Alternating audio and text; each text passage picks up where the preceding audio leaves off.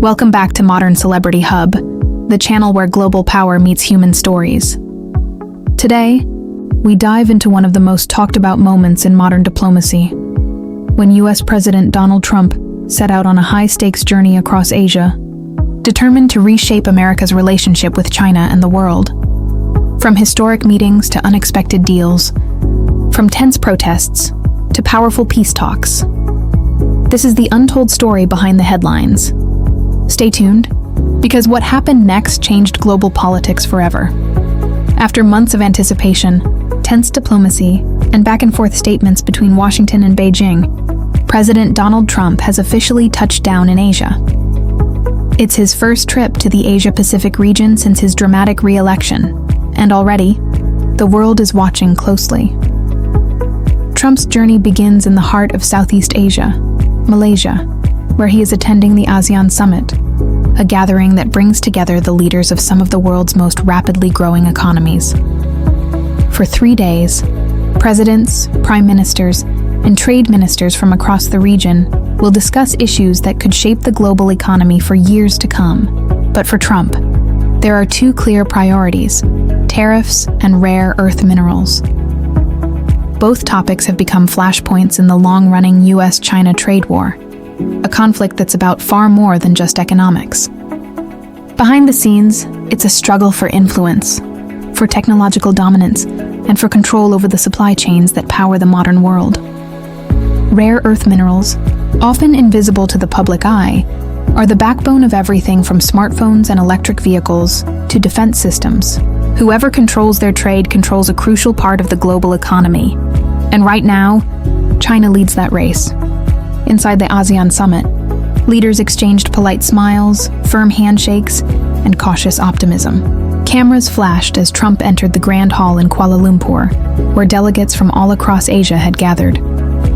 The mood was tense yet hopeful, everyone wondering whether this trip could finally signal a thaw in the icy trade relationship between the world's two largest economies.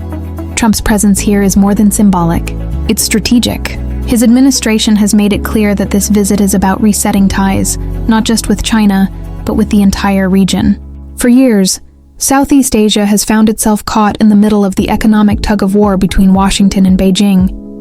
And now, all eyes are on Trump to see whether the US can reassert its leadership without pushing the region into deeper division. Over the next 6 days, Trump's itinerary will take him from Malaysia to Japan and South Korea, where he's expected to meet Chinese President Xi Jinping face-to-face for the first time since re-entering the White House in January. That meeting, if it goes well, could redefine the balance of global power. But if it fails, the consequences could echo across markets and governments worldwide. So as the summit begins, there's a sense that this is more than a diplomatic trip. It's a test of Trump's renewed presidency, a test of America's place in the modern world, and perhaps a test of whether peace and cooperation are still possible in an era defined by rivalry. Besant signals a US deal with China on rare earths and soybeans. As the summit unfolded, attention shifted to one of the most crucial players in the US economic team, Scott Bessent, the Secretary of the US Treasury. Fresh from his closed-door discussions with Chinese Vice Premier He Lifeng in Kuala Lumpur, Bessent stepped before the press, his tone calm but confident. What he revealed hinted at a potential breakthrough, a rare glimmer of compromise in a long, turbulent relationship between the United States and China. In an interview with ABC News' program This Week, Bessent explained that Washington's earlier threat to impose a 100% tariff hike on Chinese imports was now off the table. This decision, he said, wasn't made lightly. It came as part of an emerging understanding, a trade-off designed to ease tensions and buy both nations time to recalibrate their strategies. In exchange, Beijing agreed to delay restrictions on its global exports of rare earth minerals, materials vital to industries ranging from electronics to clean energy. China's promise to re-examine those controls over the next year, Bessent added, offered a rare window of cooperation in an increasingly competitive world. Behind his diplomatic language, however, lay the real weight of the announcement. Rare earths aren't just another commodity. They are the hidden engine of the modern era, the unseen elements powering smartphones, electric cars, satellites, and missile systems. Without them, much of today's technology would simply stop working. For years, the US has been deeply dependent on Chinese exports of these minerals, a vulnerability that has left Washington anxious and industry leaders restless. Every talk of export bans or tariff hikes sends ripples through global markets, shaking confidence in supply chains that stretch from Silicon Valley to Seoul. Now, with this tentative deal, both sides appeared to be stepping back from the brink, at least for the moment.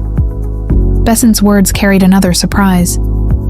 China, he said, had also agreed to resume substantial purchases of American soybeans and agricultural products, a move that could inject billions into the struggling U.S. farming sector. For American farmers, battered by years of uncertainty and trade disruptions, this was more than an economic update. It was a lifeline. Across the Midwest, the mention of soybean exports sparked cautious optimism. After years of tariffs, canceled orders, and price collapses, the idea of renewed Chinese demand felt like a long-awaited sunrise. I believe that when the announcement of the deal with China is made public, our soybean farmers will feel very good, Besant said, a slight smile crossing his face as he delivered the line. His message was clear. The US and China might still be rivals, but even rivals need each other. Analysts watching the interview noted how carefully Besant chose his words. He avoided sweeping declarations or bold claims. Instead, he emphasized frameworks, temporary suspensions, and further review. It was the language of cautious diplomacy, progress without overpromising, hope without naivety. Behind the scenes, aides from both nations were reportedly working long hours to finalize written terms before Trump's expected meeting with President Xi Jinping in South Korea. That summit, just days away, could transform a fragile understanding into a formal trade framework, or unravel it completely if either side stepped back. In the corridors of the Kuala Lumpur Convention Center, delegates whispered about how far this détente could really go. Could the United States and China, after years of escalating tariffs and accusations, truly return to cooperation? Or was this just another pause before the next round of economic confrontation? For now, there were no definite answers, only cautious optimism. But the symbolism was powerful. After months of silence and tension, both nations were talking again. The world, weary from trade wars and economic uncertainty, listened closely. Protests in Malaysia. The streets speak out over Gaza and Trump's visit as the summit carried on inside the glittering halls of Kuala Lumpur's convention center. Filled with diplomats, cameras, and calm negotiation, a very different scene was unfolding outside. In the streets of Malaysia's capital, the air was charged with anger, emotion, and defiance. Hundreds of protesters had gathered, waving Palestinian flags, chanting slogans and holding up signs that accused the visiting U.S. president of complicity in the ongoing war in Gaza. What was supposed to be a carefully orchestrated diplomatic visit had quickly turned into a day of confrontation between political power and public outrage. For many Malaysians, Trump's arrival symbolized more than a trade meeting. It represented a long history of U.S. involvement in Middle Eastern conflicts, a history that many in the Muslim-majority nation view with deep suspicion. As the chants grew louder, the message became clear. The people were not protesting trade deals or tariffs. They were protesting bloodshed. At Kuala Lumpur's iconic Independence Square, thousands of voices echoed through the streets. "Free, free Palestine," they shouted, waving flags and posters showing images of bombed-out neighborhoods in Gaza. Across town, in the Ampang Park area, another crowd gathered, this one smaller, but equally determined. Together, they formed a chorus of grief and fury, an emotional counterpoint to the calm diplomacy taking place a few kilometers away. One woman, Asma Hanim Mahood, spoke passionately to a local news outlet. Her voice trembled, not with fear, but with conviction. "People who have a conscience," she said, "know that Trump is a genocide enabler. Without him, Israel cannot kill all the children and people in Gaza." Her words spread rapidly across Malaysian social media, shared, reposted, and discussed by thousands who felt the same frustration and pain. As police cordoned off certain areas and guided traffic away from the crowds, The protests remained largely peaceful but emotionally intense. Protesters wore keffiyehs, the black and white patterned scarves that have become a global symbol of Palestinian solidarity. Some carried banners in both English and Arabic, demanding an immediate ceasefire and condemning what they called the silence of powerful nations. For Trump's team, the protests were a stark reminder that diplomacy doesn't exist in a vacuum. While leaders inside the ASEAN summit were discussing tariffs, trade routes, and economic growth outside, ordinary citizens were reminding the world that morality and human lives still mattered. This wasn't the first time ASEAN had faced such tension. 4 years earlier, the organization had issued its 5-point consensus on Myanmar, calling for peace, dialogue, and humanitarian aid amid the country's brutal civil war. Yet, as many critics pointed out, little had changed since then.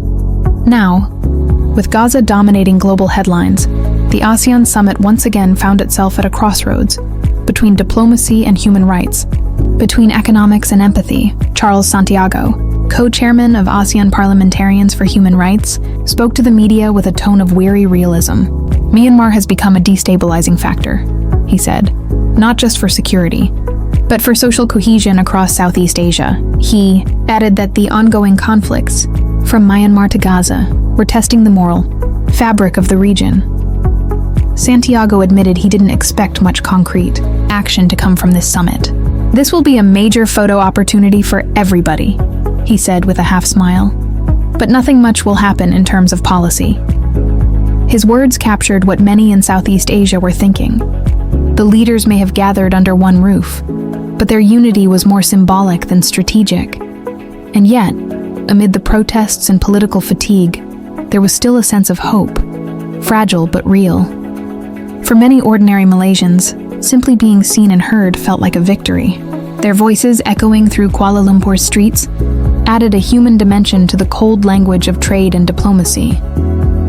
As night fell, the chants faded, the flags were folded, and the streets slowly cleared. But the message lingered in the humid Malaysian air, a message that global power must always answer to global conscience. Because behind every summit, every handshake, and every trade deal, there are people, real people, whose lives are shaped by the decisions made in those rooms of power. And on that day in Kuala Lumpur, those people made sure their voices could not be ignored. Inside the ASEAN summit, Asia's rise and the battle for influence, inside the grand halls of Kuala Lumpur's convention center, the atmosphere was tense but polished.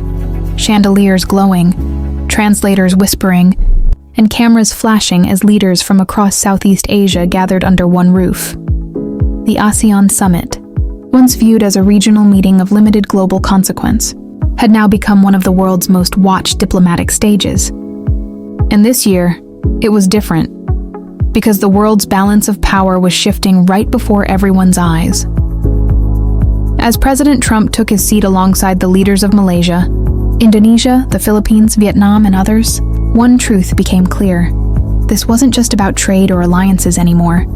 It was about influence, trust, and the future direction of Asia itself. Over the last decade, China's presence in Southeast Asia had grown stronger than ever before. Through ports, highways, digital infrastructure, and billions of dollars in investments under the Belt and Road Initiative. From Laos to Cambodia, from Myanmar to Malaysia, Chinese companies had become part of everyday life, building bridges, tunnels, and even cities. For many ASEAN countries, China represented opportunity, fast money, easy deals, and modern infrastructure. But for others, it raised deeper fears, fear of debt, dependence, and losing political autonomy. And sitting right at the center of this complicated equation was the United States, watching closely, trying to regain ground it had lost. Trump, known for his bold and unpredictable style, came into this summit determined to show that America still mattered in Asia. His message to ASEAN was clear. The United States is not stepping back. We're stepping up. He spoke of partnerships, investments, and a future of fair trade, promising that Washington would remain a reliable ally to the region. But his critics pointed out that his policies had often been inconsistent, withdrawing from global agreements one day, only to seek new deals the next. As speeches filled the room, behind the smiles and handshakes, a silent contest was playing out. China's charm versus America's promise. Chinese Premier Li Qiang, representing Beijing in place of President Xi, spoke with calm authority. His tone was measured, his message subtle but strategic. Asia's future must be decided by Asians themselves. The statement drew polite applause, but its meaning was unmistakable. It was a reminder that China saw itself not just as a neighbor, but as the rightful leader of the Asian century. American officials took note.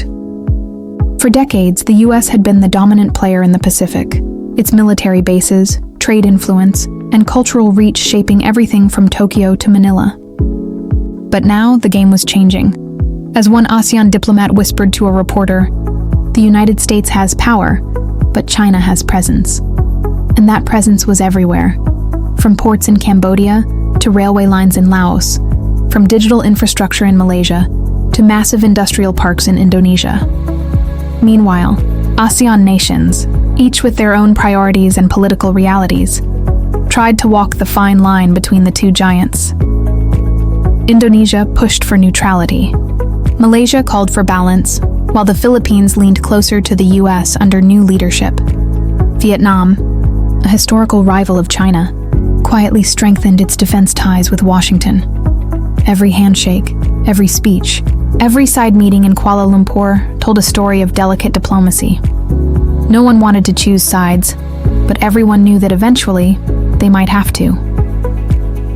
As the day went on, analysts watching the summit described it as a reflection of a multipolar world in motion, a world no longer dominated by a single superpower, but shaped by competition, cooperation, and quiet calculation.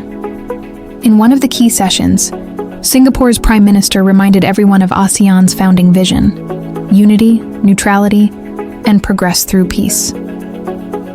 But even he admitted that neutrality was becoming harder to maintain. Outside the official meetings, aides and ministers held closed-door talks late into the night, drafting statements and adjusting language that would be scrutinized by global media. Every word mattered. Whether a communiqué said concern or condemnation could change the diplomatic tone entirely. By sunset, it was clear. The summit was less about what was being said, and more about what was being left unsaid. Trump's presence had reignited conversations about America's place in Asia. China's steady, confident diplomacy had reaffirmed its long-term strategy. And ASEAN, caught between two global titans, was struggling to find its own independent voice. But perhaps the most powerful takeaway was this: Asia was no longer the world's future. It was the present, active, decisive, and shaping the next era of global power. And every leader sitting in that hall knew it. Inside the ASEAN summit, Asia's rise and the battle for global influence.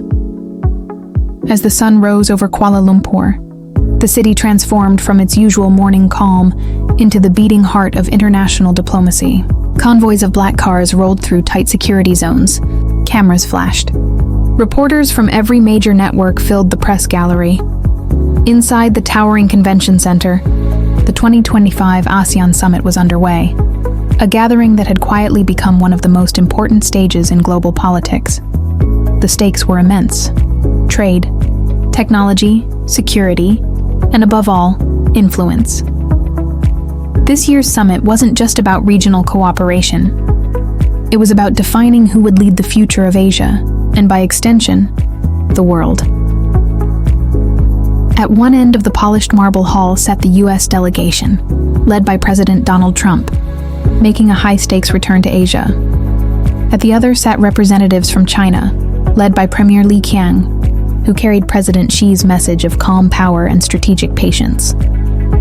Between them sat 10 Southeast Asian nations: Malaysia, Indonesia, Thailand, Vietnam, the Philippines, Singapore, Cambodia, Laos, Myanmar, and Brunei, each balancing national interest against global pressure. These nations were no longer passive spectators in world politics. They had become the bridge between two superpowers, each offering promises, each demanding loyalty. As the opening ceremony began, the host, Malaysian Prime Minister Anwar Ibrahim, welcomed the delegates with a message of unity and neutrality. He spoke of ASEAN's mission to remain independent, balanced and focused on development rather than division. But as applause filled the room, everyone knew the reality was far more complicated. The world was changing faster than ever. The United States, once the unchallenged global leader, was now sharing the stage with a confident, assertive China, and Southeast Asia had become the new chessboard where both powers made their moves.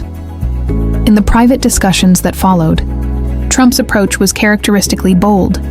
He spoke about reviving trade ties, expanding American investments, and reducing dependence on China's economic grip. He assured the region that the U.S. wasn't retreating. It was returning stronger than before. His tone was direct, his promises ambitious. America will never turn its back on Asia, he declared. We believe in fair trade, in freedom, and in friendship. The message landed well with some, particularly U.S.-leaning nations like the Philippines and Vietnam. But others remained cautious. Behind closed doors, ministers from Cambodia and Laos quietly expressed concern. They couldn't afford to alienate Beijing. For years, their infrastructure, railways, and ports had been funded by China's Belt and Road Initiative. Pulling away now wasn't just political. It was economic suicide. China's approach, meanwhile, was quieter but no less powerful. Premier Li spoke of mutual prosperity, shared destiny, and Asian unity, phrases that resonated deeply with nations tired of Western dominance. Asia's future must be decided by Asians themselves, Li said in a calm but confident tone. We welcome partnerships, but we reject interference. The words hung in the air, diplomatic yet sharp. It was a reminder that China didn't just want to be part of Asia's story. It wanted to write it. Throughout the day, side meetings took place in secret corners of the venue. Small rooms lined with flags, guarded by security, and buzzing with translators. U.S. advisors met with ASEAN trade ministers to discuss technology cooperation, semiconductor supply, and rare earth security. Chinese officials met separately with their counterparts to reinforce long-term projects, loan extensions, and digital infrastructure. Every handshake told a story. Every agreement, spoken or unspoken, added another piece to the geopolitical puzzle. In between these sessions, journalists swarmed the media center, searching for signs of tension. Would Trump confront China directly over trade imbalances? Would ASEAN issue a unified statement on the South China Sea? No one knew for sure, but anticipation grew by the hour. As the day drew on, the atmosphere inside the summit hall became more charged. Smiles grew tighter. Conversations turned careful. Analysts watching the live feeds described the moment as the calm before a diplomatic storm. Because behind all the polite gestures and rehearsed speeches, everyone knew that the real decisions weren't being made on stage. They were happening behind closed doors, in rooms where cameras weren't allowed. When the main session resumed, Trump leaned back in his chair, his expression serious, his team whispering numbers and names. On the opposite side, the Chinese delegation remained composed, calculating, confident. It was more than just a meeting. It was a clash of worldviews. For decades, the United States had built the global system, free trade, open markets, democratic ideals, but now, China was offering an alternative, a world powered by infrastructure, investment, and influence, rather than ideology. And right there in the middle sat ASEAN, not wanting to pick sides, but realizing that neutrality was becoming harder every year. As one Indonesian journalist put it in a live commentary, this is the 21st century's great balancing act, and every nation here is walking the tightrope. By the end of the day, the official talks concluded. Smiles returned for the cameras, and the closing photos were taken. But behind those smiles lay exhaustion, and the quiet understanding that the real summit had only just begun. In private, Trump's aides prepared briefing notes for his upcoming meeting with Chinese President Xi Jinping, the one the whole world was waiting for. The U.S. president wanted a breakthrough. China wanted stability, on its own terms. So stage was set for one of the most significant face-to-face encounters in modern geopolitics. And as night fell over Kuala Lumpur, with the city lights reflecting off the Petronas Towers, one question echoed through every newsroom, every diplomatic corridor, and every living room across the globe. Can two superpowers at odds find peace in the heart of Asia?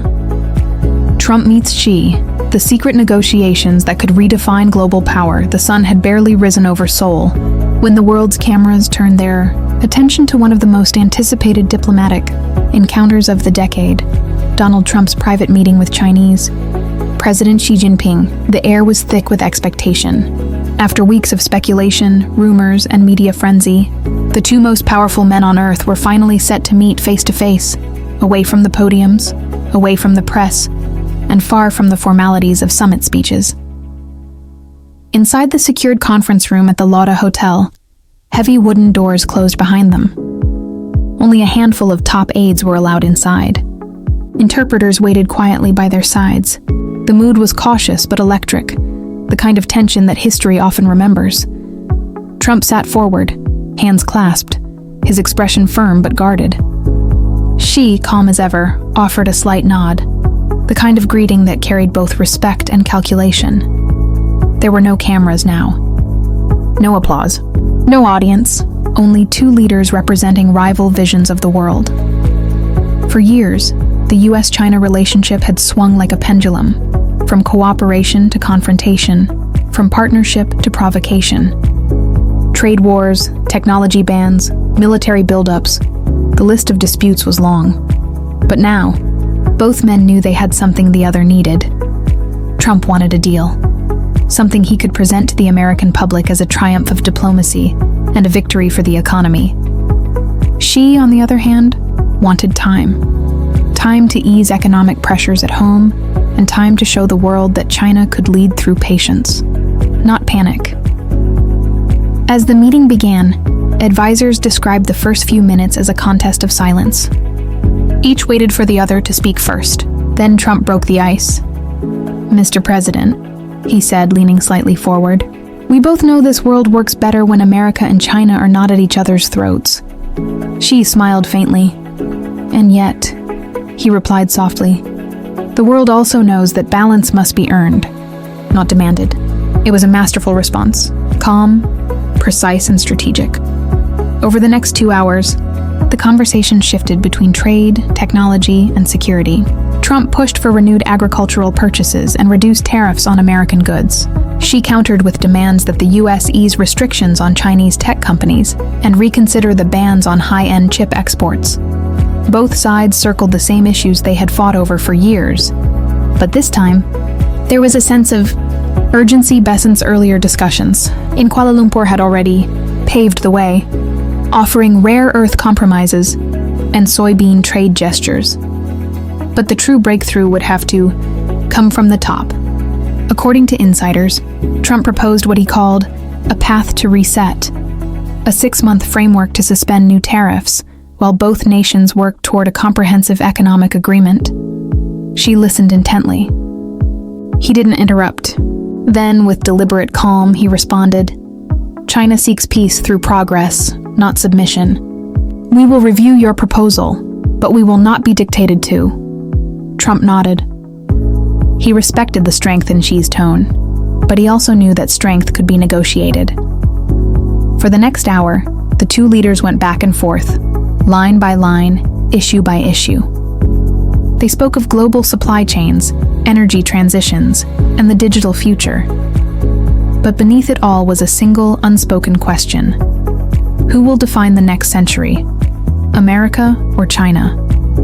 Outside the meeting room, reporters and diplomats waited anxiously. The corridors buzzed with speculation. Some said progress was being made, others whispered about deadlock. Then, shortly after noon, the doors opened. The two leaders emerged side by side, their expressions unreadable.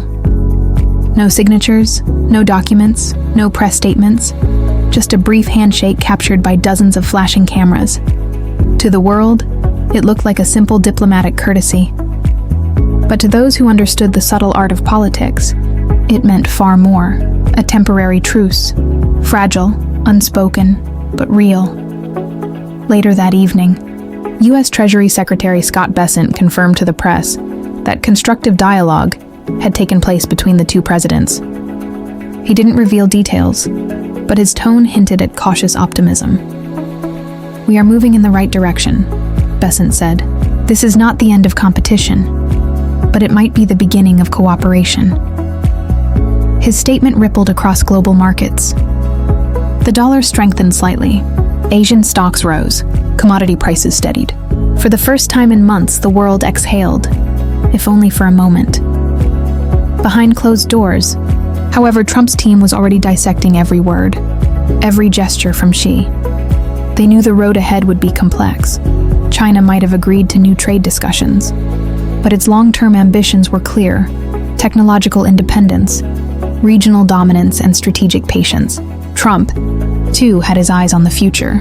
With an election on the horizon, this meeting wasn't just about global stability, it was about legacy. He wanted to prove that America could still negotiate from strength, even in a world that was shifting away from its orbit. As one senior aide later recalled, it wasn't about who won the meeting, it was about who controlled the narrative. That night, as both leaders returned to their residences, the lights of Seoul glimmered across the skyline, a city built on resilience, standing between two superpowers trying to rewrite the global order. The world didn't know what had been agreed behind those doors. But one thing was certain: the conversation between Trump and Xi wasn't the end of a rivalry.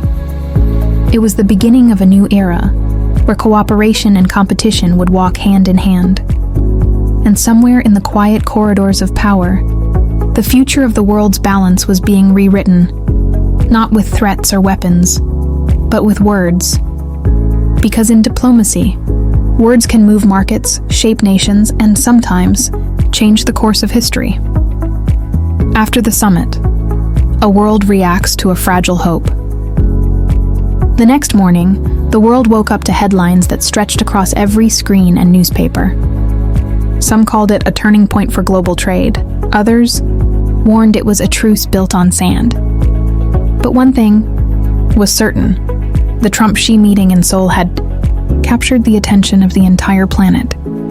In Washington, D.C., the White House issued a brief but optimistic statement, calling the meeting constructive, forward-looking, and essential for maintaining global stability. Trump's advisors stood before cameras, emphasizing progress and shared understanding, while avoiding any mention of hard details.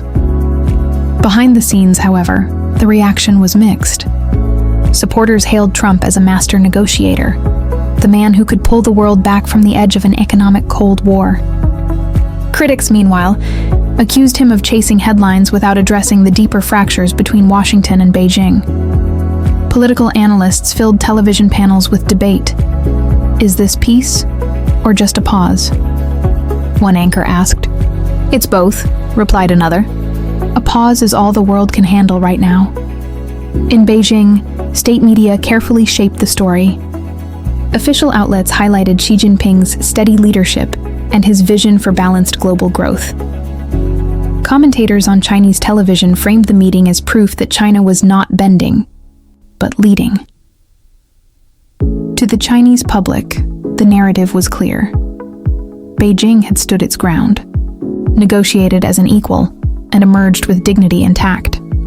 At the same time, whispers in diplomatic circles suggested that Xi's team viewed the meeting as an opportunity, a calculated chance to stabilize the economy while continuing to expand China's technological reach and regional influence. Across Europe, leaders were cautiously relieved. In Brussels, the European Commission released a statement saying that dialogue between the United States and China remains essential for global economic security. The European markets reacted instantly. The FTSE, DAX and CAC 40 all opened higher, reflecting a fragile sense of relief that a full-scale trade war had been averted. Still, European diplomats quietly worried. They knew this truce could shift at any moment. If Washington and Beijing made separate deals to protect their own interests, Europe, and much of the developing world, could be left to navigate the fallout alone. In Southeast Asia, where the summit had begun, reactions were far more emotional. For nations like Malaysia, Thailand, Vietnam, and Cambodia, the meeting symbolized a rare moment of balance, proof that smaller nations could act as bridges, not battlegrounds, in the world's power struggles. At the Kuala Lumpur Convention Center, where the ASEAN summit had wrapped just days before, banners still hung above the empty halls. Staff who had witnessed the high-level negotiations spoke with quiet pride. For once, one Malaysian delegate told a local channel, "Our region wasn't just watching history. We were part of it." The peace accord between Thailand and Cambodia, which Trump had personally helped broker, was already showing early results. Border crossings reopened, trade resumed, and families displaced by months of skirmishes began returning home. The symbolic image of Trump shaking hands with both Thai and Cambodian leaders was replayed endlessly on television, a reminder that even temporary peace is worth celebrating in a world too often defined by division. But beyond the smiles and speeches, another reality loomed. In the streets of Kuala Lumpur, protests continued, this time smaller, quieter, but still passionate. Pro-Palestinian activists, who had marched just days earlier, returned with banners calling for justice and accountability. To them, Trump's diplomacy meant little while war still raged in Gaza. Peace for one region doesn't erase pain in another, read one sign held. High near Independence Square, it was a powerful reminder that diplomacy can never exist in isolation, that every handshake on the world stage casts ripples that touch lives far beyond the meeting rooms. Meanwhile, financial markets across the globe reflected the cautious optimism. Oil prices steadied. The Chinese yuan strengthened slightly against the dollar, and soybean futures surged, a sign that investors believed Besant's words about renewed agricultural exports were beginning to take root. For American farmers, it was the first sign of hope in years. Interviews with farmers across Iowa, Nebraska, and Illinois revealed a mixture of gratitude and skepticism. "If China starts buying again, that's great," said one soybean farmer in Illinois. "But I've learned not to celebrate until I see the ships actually leaving port." As evening fell across Asia, both leaders, Trump and Xi, had already returned to their respective capitals. The public statements were brief. The smiles were measured. But history, as always, was unfolding quietly behind closed doors. Intelligence agencies, trade advisors, and diplomats on both sides began drafting new frameworks, new tariffs, new plans, each side trying to turn diplomacy into advantage. The temporary peace, as one European analyst put it, was real enough to calm markets, but fragile enough to break with a single tweet. And yet, even a fragile peace is better than no peace at all. In the days that followed, newspapers around the world summed it up best: a handshake that stopped a storm. The calm before the next wave. America and China, rivals, partners, and prisoners of their own power. Narrator's closing reflection. For decades, the story of global power has been written by confrontation, but sometimes progress comes not from victory, but from understanding. As the world moves into a new age of uncertainty, the question remains, will nations learn to lead together, or will they once again choose the path of rivalry? And as the screen fades to black, one final caption appears. The future of peace may depend not on who wins, but on who listens. And that was the incredible journey of President Trump's Asia mission, a story of power, pressure, and the pursuit of peace. What do you think? Was this a turning point for global diplomacy, or just another chapter in an ongoing rivalry? Share your thoughts below. We love hearing your insights. If you enjoyed this deep dive, don't forget to like, subscribe, and hit the bell icon so you never miss another story from Modern Celebrity Hub, where we uncover the truth behind the world's most powerful moments.